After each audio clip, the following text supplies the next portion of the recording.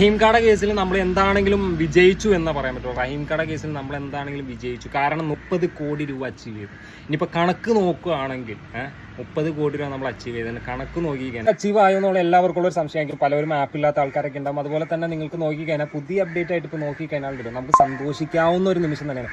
30 കോടി രൂപ അച്ചീവ് ചെയ്തു. 30 കോടി രൂപ ഇപ്പോൾ റഹീംകാട ഫണ്ടിലേക്ക്, അതായത് സൗദി ജയിലിൽ നിന്ന് റഹീംഖാനെ മോചിപ്പിക്കാനായിട്ട് 30 കോടി രൂപ നമ്മൾ അച്ചീവ് ചെയ്തു കേരളത്തിലുള്ള.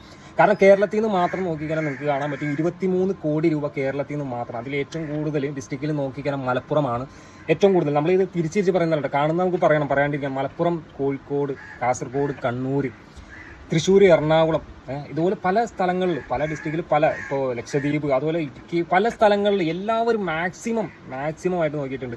ഇനിയിപ്പോൾ ഫണ്ട് 4 കോടി രൂപയും കൂടി ആണ് റഹീംഖാക്ക് വേണ്ടി നമ്മൾ സമാഹരിക്കേണ്ട. ഇനി അത് സിമ്പിളായിട്ട് നമുക്കറിയാം, നമ്മളൊരു കേരളത്തിലുള്ളവരാണ്. ഈ ഒരു ഇത്രയും കോടി രൂപ നമുക്ക് തല താഴ്ത്തിയെങ്കിൽ, ഇത്രയും കോടി രൂപ റഹീംഖാക്ക് വേണ്ടി തല താഴ്ത്തിയെങ്കിൽ അത് നിമിഷ നേരം കൊണ്ട് നമ്മൾ എന്തായാലും 2 ദിവസം കൊണ്ട് അച്ചീവ് ചെയ്യുന്നുള്ള കാര്യത്തിൽ 100% പക്ഷേ എടുത്തു പറയേണ്ട ഒരു കാര്യം എന്ന് പറഞ്ഞാൽ നമ്മൾ കേരളത്തിൽ മാത്രമല്ല കേട്ടോ, കേരളത്തിൽ നിന്ന് മാത്രം 23 കോടി രൂപ വന്നിട്ടുണ്ടെങ്കിൽ കർണാടക, തമിഴ്നാട്, ആന്ധ്രാപ്രദേശ്, മഹാരാഷ്ട്ര, ഗുജറാത്ത്, മുംബൈ, ഈ പറഞ്ഞ സ്ഥലങ്ങളിൽ നിന്നൊക്കെ ഫണ്ട് വന്നിട്ടുണ്ട് കേട്ടോ. ഈ പറഞ്ഞ സ്ഥലങ്ങളിൽ നിന്നൊക്കെ റഹീംഖാക്ക് വേണ്ടി ചാരിറ്റിയിലേക്ക് ഫണ്ട് ഡൊണേറ്റ് ചെയ്ത് ഒരുപാട്. അതുപോലെ തന്നെ നോക്കിക്കാനല്ലോ നമുക്ക് കേരളത്തിൽ നമ്മുടെ വിജയം അല്ലെങ്കിൽ ഇതെന്തൊക്കെയാണെന്ന് പറഞ്ഞു കഴിഞ്ഞാൽ ചാരിറ്റീസ്, ഇതുപോലുള്ള ചാരിറ്റീസ്, എൻ്റെ പുന്നട ചാരിറ്റീസൊക്കെ ഫണ്ട് അയച്ചതിൻ്റെ ലിസ്റ്റ് കണ്ടു കഴിഞ്ഞാൽ നമ്മൾ തന്നെ അതിശയിച്ച് പോകും. അല്ലെങ്കിൽ നമുക്ക് തന്നെ തല ഉയർത്തി നിൽക്കുക. ഇന്ന് കേരളത്തിൽ ജനിച്ചതിന് നമുക്ക് തന്നെ തലയുയർത്തി നിൽക്കാൻ പറ്റുന്നൊരു നിമിഷം തന്നെയാണ്.